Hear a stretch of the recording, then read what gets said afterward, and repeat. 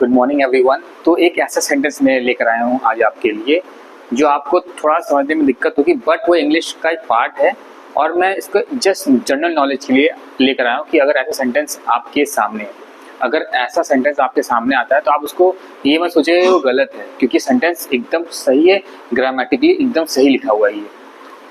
तो ये सेंटेंस है, all the faith he had no effect on the outcome of his life। ये एकदम सही सेंटेंस है, all the faith he had।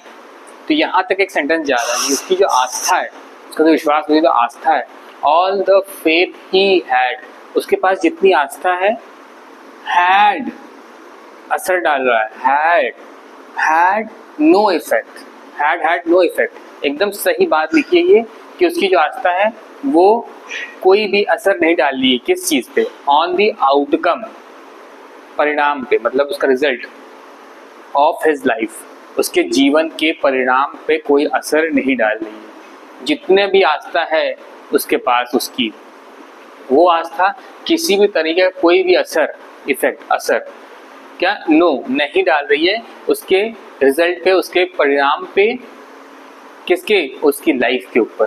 तो ये एक सही सेंटेंस है। ये मत सोचिएगा यहाँ पर 2 बार एक्स्ट्रा हैड लिखा है तो उसका कोई मतलब नहीं, बिना हैड के हम इस सेंटेंस को नहीं लिख सकते। कि अब देखिए जो ऑल है, मैंने बताया ये सारे बातों में आ रहा है, मतलब ऑल, तो ये एक तरह का इनडेफिनेट प्रोनाउन है, नाउन की जगह लेने वाला। दी एक आर्टिकल है, फेथ एक नाउन है, क्योंकि हमको विश्वास होता है, वो हम एक व्यवस्था, एक अपनी आस्था के बारे में जिक्र कर रहे हैं कि हमारा एक विश्वास है, तो एक आइडेंटिटी वाला वर्ड है ये, तो इसलिए ये नाउन है। ये एक प्रोनाउन है जिसने नाउन की जगह ले रखी है, और ये वर्ब है, पास्ट फॉर्म है हैज का, हैव का, और इसमें 3, और नो एक नेगेटिव वर्ड है, नो एक तरह का एडवर्ब भी होता है।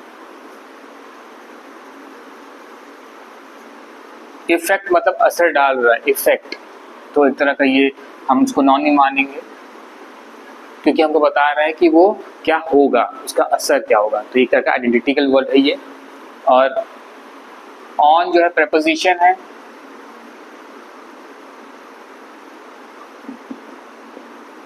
अब ऑन का इस्तेमाल यहाँ क्या हुआ है, क्यों, क्योंकि हम एक जो बात कह रहे हैं वो उसके जीवन के बारे में है, मतलब जीवन के बारे में है, ना कि जीवन के अंदर कहीं बात कही जा रही है। तो ऑल जब बात करते हैं पूरे एक ऊपर ही बात करते हैं जीवन के बारे में, कोई ऐसी बात रखते हैं जो काफ़ी लंबे समय के लिए होती है, वो तो ऑन का इस्तेमाल वहाँ होगा, ना कि इनका। ऑन का ये आर्टिकल है, आउटकम क्या है, वही है नाउन, क्योंकि ये स्टेज बता रहा है, आइडेंटिटी है। ऑफ प्रेपोजिशन है, हिज लाइफ, तो हिज जो है प्रोनाउन हो गया, ऑफ प्रेपोजिशन है, और लाइफ एक तरह का नाउन है, जीवन है, ठीक है। तो ये ग्रामेटिकली हम लोग इसको ऐसे तोड़ सकते हैं। सेंटेंस एकदम बढ़िया सेंटेंस है, और इस तरह के सेंटेंसेस को हम लोग बोलते हैं लेक्सिकल एम्बिग्यूटी, ठीक है। क्यों लेक्सिकल, मतलब लिंग्विस्टिक, जो भाषा से रिलेट करता हो, ग्रामर से, और एम्बिग्यूटी एक डाउटफुल वर्ड है कि मगर ये सही सेंटेंस है, ग्रामेटिकली एकदम करेक्ट सेंटेंस है, बट आपको डाउट हो जाएगा कि सेंटेंस सही नहीं लग रहा, क्योंकि 3 बार हैड क्या उसे आ गया।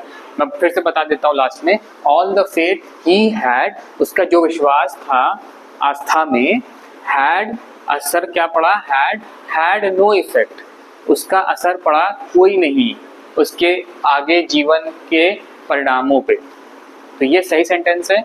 इस तरह के सेंटेंसेस का आपके सामने आए तो उसको गलत मत ठहराइएगा, पहले मीनिंग निकालने की कोशिश करिएगा। अगर आप सही से पढ़ेंगे तो आपको समझ आएगा, all the faith he had no effect, एकदम सही सेंटेंस है, on the outcome of a sentence. तो कंफ्यूजन वाला सेंटेंस है ये, कंफ्यूजिंग वाला, तो मैंने कहा इसको भी आपके सामने इंट्रोड्यूस करना चाहिए। ये भी एक इंग्लिश का पार्ट है, और आप ऐसे सेंटेंस को भी आप बोल सकते हैं। तो इसको आप नोट डाउन करिए, नोट डाउन करके इसका प्रैक्टिस कर सकते हैं आप।